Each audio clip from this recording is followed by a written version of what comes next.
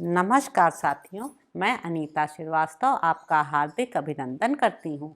श्रीमद् वाल्मीकि रामायण में आज का प्रसंग है श्री राम को उदास देखकर सीता का उनसे इसका कारण पूछना और श्री राम का पिता की आज्ञा से वन में जाने का निश्चय बताते हुए सीता को घर में रहने के लिए समझाना।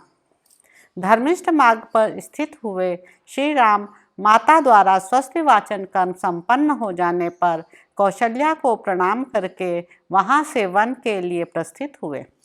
उस समय मनुष्यों की भीड़ से भरे हुए राजमार्ग को प्रकाशित करते हुए राजकुमार श्री राम अपने सद्गुणों के कारण लोगों के मन को मथने से लगे।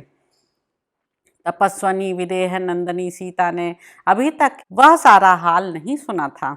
उनके हृदय में यही बात समाई हुई थी कि मेरे पति का युवराज पद पर अभिषेक हो रहा होगा।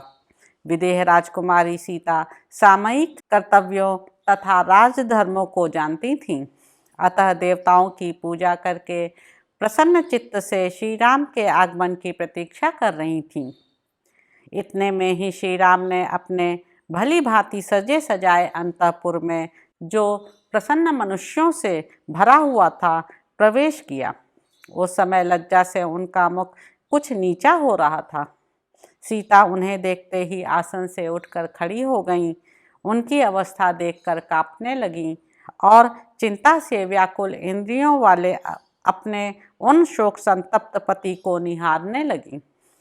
धर्मात्मा श्री राम सीता को देखकर अपने मानसिक शोक का वेग सहन न कर सके, अतः उनका वह शोक प्रकट हो गया। उनका मुख उदास हो गया था, उनके अंगों से पसीना निकल रहा था। वे अपने शोक को दबाए रखने में असमर्थ हो गए थे। उन्हें इस अवस्था में देखकर सीता दुख से संतप्त हो उठी और बोली, प्रभु, इस समय यह आपकी कैसी दशा है? रघुनंदन, आज बृहस्पति देवता संबंधी मंगलमय पुष्य नक्षत्र है, जो अभिषेक के योग्य है।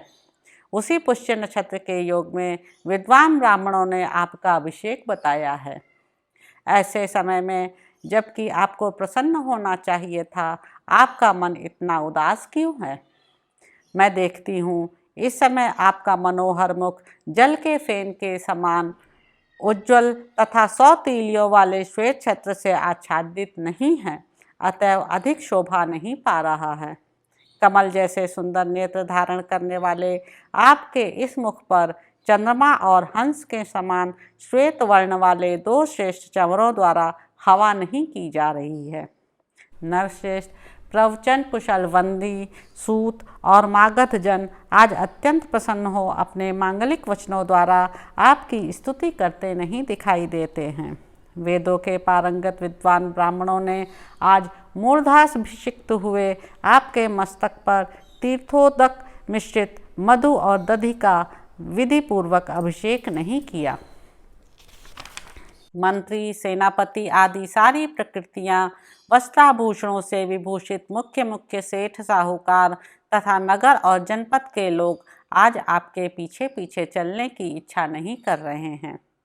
सुनहरे साजबाज से सजे हुए 4 वेगशाली घोड़ों से जुता हुआ श्रेष्ठ पुष्प रथ आज आपके आगे आगे क्यों नहीं चल रहा है? वीर, आपकी यात्रा के समय समस्त शुभ लक्षणों से प्रशंसित तथा काले मेघ वाले पर्वत के समान विशालकाय तेजस्वी गजराज आज आपके आगे क्यों नहीं दिखाई देता है? प्रिय दर्शन वीर, आज आपके सुवर्ण चित्तित भद्रासन को सादर हाथ में लेकर अग्रगामी सेवक आगे जाता क्यों नहीं दिखाई देता है? जब अभिषेक की सारी तैयारी हो चुकी है, ऐसे समय में आपकी यह क्या दशा हो रही है? आपके मुख की कांति उड़ गई है, ऐसा पहले कभी नहीं हुआ था। आपके चेहरे पर प्रसन्नता का कोई चिन्ह नहीं दिखाई देता है, इसका क्या कारण है? इस प्रकार विलाप करती हुई सीता से रघुनंदन श्री राम ने कहा, सीते, आज पूज्य पिताजी मुझे वन में भेज रहे हैं। महान कुल में उत्पन्न धर्म को जानने वाली तथा धर्मपरायणे जनकनंदिनी, जिस कारण यह वनवास आज मुझे प्राप्त हुआ है, वह क्रमशः बताता हूँ, सुनो। मेरे सत्य प्रतिज्ञ पिता महाराज दशरथ ने माता कैकेयी को पहले कभी 2 महान वर दिए थे। इधर जब महाराज के उद्योग से मेरे राज्याभिषेक की तैयारी होने लगी, तब कैकेयी ने उस वरदान की प्रतिज्ञा को याद दिलाया और महाराज को धर्मतः अपने काबू में कर लिया। इससे विवश होकर पिताजी ने भरत को तो युवराज के पद पर नियुक्त किया और मेरे लिए दूसरा वर स्वीकार किया, जिसके अनुसार मुझे 14 वर्षों तक दंडकारण्य में निवास करना होगा। इस समय मैं निर्जन वन में जाने के लिए प्रस्थान कर चुका हूँ और तुमसे मिलने के लिए यहाँ आया हूँ। तुम भरत के समीप कभी मेरी प्रशंसा न करना, क्योंकि समृद्धशाली पुरुष दूसरे की स्तुति नहीं सहन कर पाते हैं। इसलिए कहता हूँ कि तुम भरत के सामने मेरे गुणों की प्रशंसा न करना। विशेषतः तुम्हें भरत के समक्ष अपनी सखियों के साथ भी बारंबार मेरी चर्चा नहीं करनी चाहिए, क्योंकि उनके मन के अनुकूल वर्ताव करके ही तुम उनके निकट रह सकती हो। सीते, राजा ने उन्हें सदा के लिए युवराज पद दे दिया है, इसलिए तुम्हें विशेष प्रयत्न पूर्वक उन्हें प्रसन्न रखना चाहिए, क्योंकि अब वे ही राजा होंगे। मैं भी पिताजी की उस प्रतिज्ञा का पालन करने के लिए आज ही वन को चला जाऊंगा। मनस्विनी, तुम धैर्य धारण करके रहना। कल्याणी, निष्पाप सीते, मेरे मुनिजन सेवित वन को चले जाने पर तुम्हें प्रायः व्रत और उपवास में संलग्न रहना चाहिए। प्रतिदिन सवेरे उठकर देवताओं की विधि पूर्वक पूजा करके तुम्हें मेरे पिता महाराज दशरथ की वंदना करनी चाहिए। मेरी माता कौशल्या को भी प्रणाम करना चाहिए। एक तो वह बूढ़ी हुई, दूसरे दुख और संताप ने उन्हें दुर्बल कर दिया है, अतः धर्म को ही सामने रखकर तुमसे वे विशेष सम्मान पाने के योग्य हैं।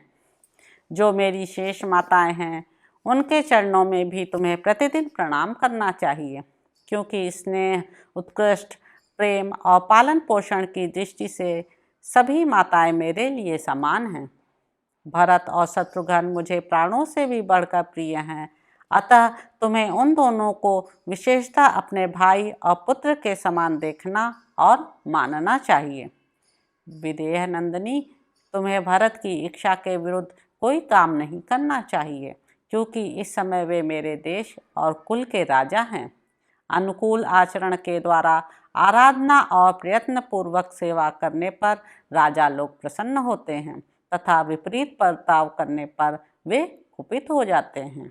जो अहित करने वाले हैं, वे अपने औरस पुत्र ही क्यों न हो, राजा उन्हें त्याग देते हैं और आत्मीय न होने पर भी जो सामर्थ्यवान होते हैं, उन्हें वे अपना बना लेते हैं।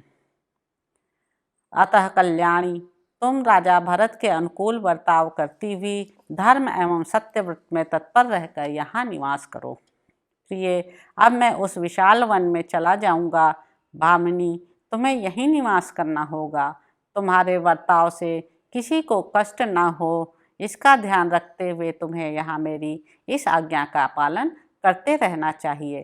तो इस प्रकार साथियों, अयोध्या कांड में निहित 26वां सर्ग यहाँ पर समाप्त होता है। आपका सहयोग प्रार्थनीय और अपेक्षित है। मेरे चैनल को लाइक करें, शेयर करें, सब्सक्राइब करें। धन्यवाद दोस्तों।